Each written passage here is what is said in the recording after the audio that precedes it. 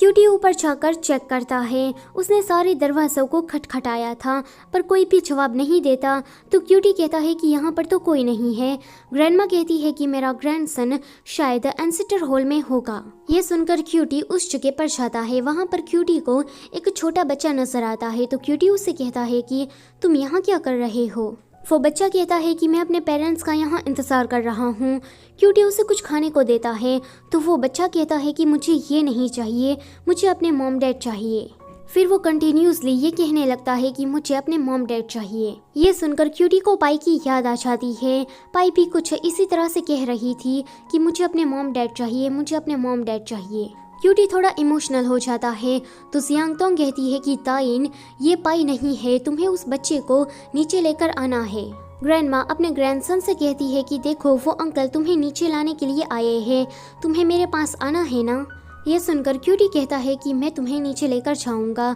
जब वो बच्चा इतनी ऊंचाई को देखता है तो वो डर जाता है। वो कहता है कि मुझसे नहीं होगा, पर क्यूटी उसे कहता है कि तुम्हें ये करना ही पड़ेगा, मैं तुम्हारे साथ हूँ। पर वो बच्चा फिर भी डर रहा था। तो जियांगतोंग उसके लिए एक गाना गाती है ताकि वो बच्चा ना डरे। क्यूटी सोचता है कि ये तो वही गाना है जो कि पाई हमेशा गाया करती थी। जियांगतोंग उस छोटे बच्चे को जिस तरह से इनकरेज कर रही थी, ये देखकर क्यूटी को काफ़ी ज़्यादा अच्छा लगता है। इन थोड़ी देर के बाद वो लोग नीचे आ जाते हैं। जियांगतोंग जब क्यूटी को देखती है तो क्यूटी हंस रहा था, यानी कि अब पहले वाला क्यूटी वापस आ गया है। फायर फाइटर्स और डॉक्टर्स ने यहाँ पर सभी लोगों को रेस्क्यू कर लिया था। इन अगले दिन वो लोग अपने सिटी पर वापस जाने वाले थे। तो रात में ये लोग गांव वालों के साथ कुछ पार्टी वगैरह करते हैं।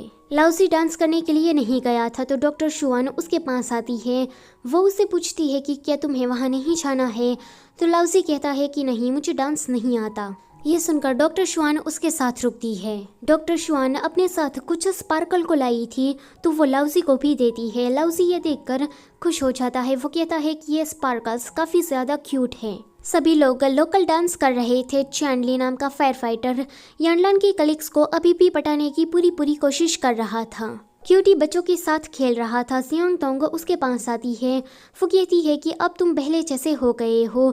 ये सुनकर क्यूटी उसे भी उठा लेता है। यानलान और हुओयान के पास वही विलेजर की लड़की आती है जिसने हुओयान को प्रपोज किया था। वो लड़की यानलान को लेकर डांस करने के लिए चली जाती है। तो यानलान की वीडियो हुओयान ले रहा था। लाउसी भी यानलान को डांस करते हुए देख रहा था।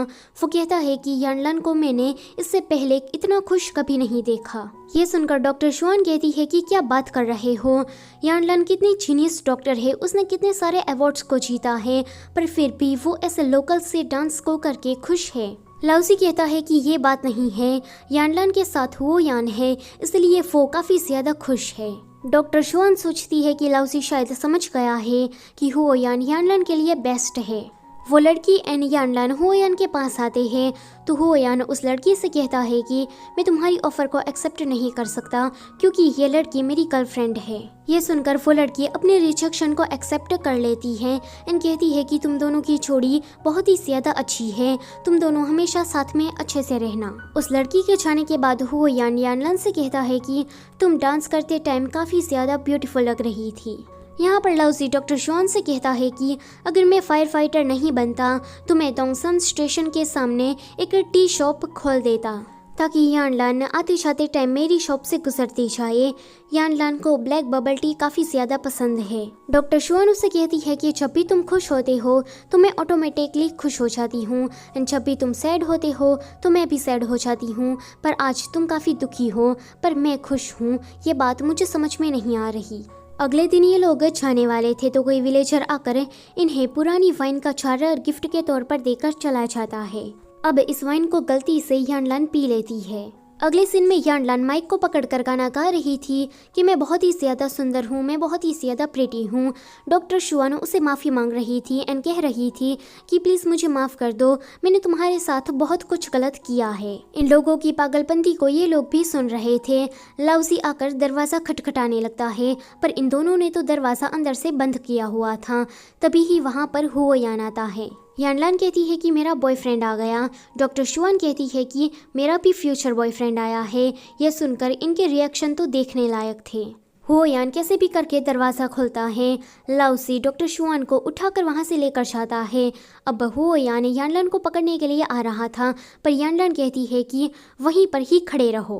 वो कहती है कि तुम काफ़ी ज़्यादा कोल्ड एंड बॉसी सीओ की तरह बिहेव करते हो। तुमने मुझसे माफ़ी अभी तक क्यों नहीं मांगी? क्या अब मैं तुम्हारी बेबी नहीं हूँ? तो वो कहता है कि तुम क्यूट हो।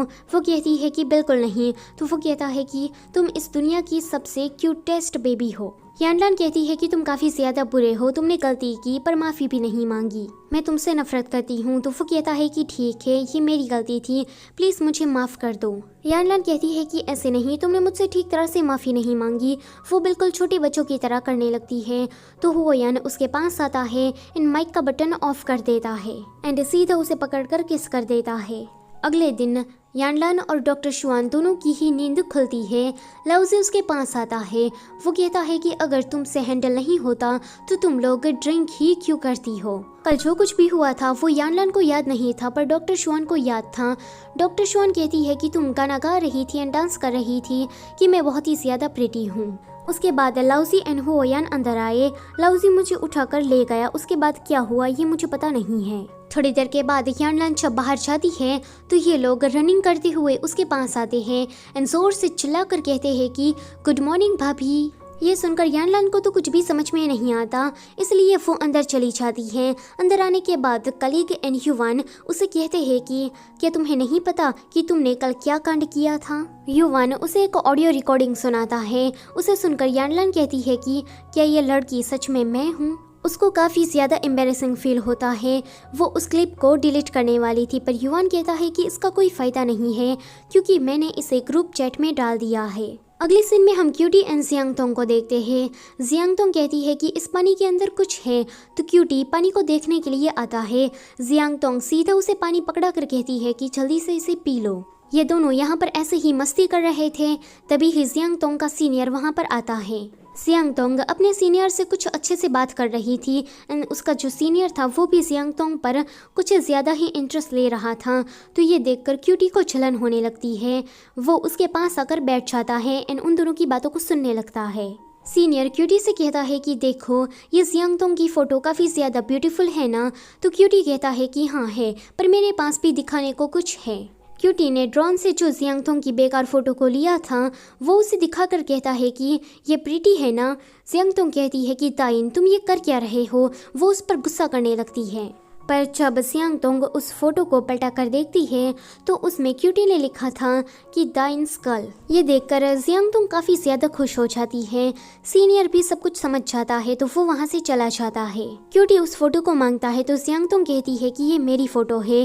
क्यूटी कहता है कि नहीं, ये तो मेरी कल की फ़ोटो है। जियांगतोंग कहती है कि मैंने कब कहा कि मैं तुम्हारी कल हूँ? ये सुनकर क्यूटी उसे किस करता है। अगले सीन में डॉक्टर्स की टीम बस के जरिए जा रही थी एंड जो प्रोफेसर यंग थे वो इक्विपमेंट वाले कार में आ रहे थे। रास्ते में लैंडस्लाइडिंग होती है। जो लोग बस से आ रहे थे वो सभी बच जाते हैं, पर प्रोफेसर ये इसमें जख्मी हो जाते हैं। उसे जल्दी से हॉस्पिटलाइज किया जाता है। थोड़ी देर के बाद डॉक्टर उसकी सर्जरी करके आते हैं एंड कहते हैं कि अब वो जिंदा नहीं रहे। सो गाइस ये वाला पार्ट यहीं पर ही ख़त्म होता है। वीडियो अगर अच्छी लगी है तो उसे लाइक करो और चैनल पर पहली बार आए हो तो उसे सब्सक्राइब करते जाओ। Thank you for watching.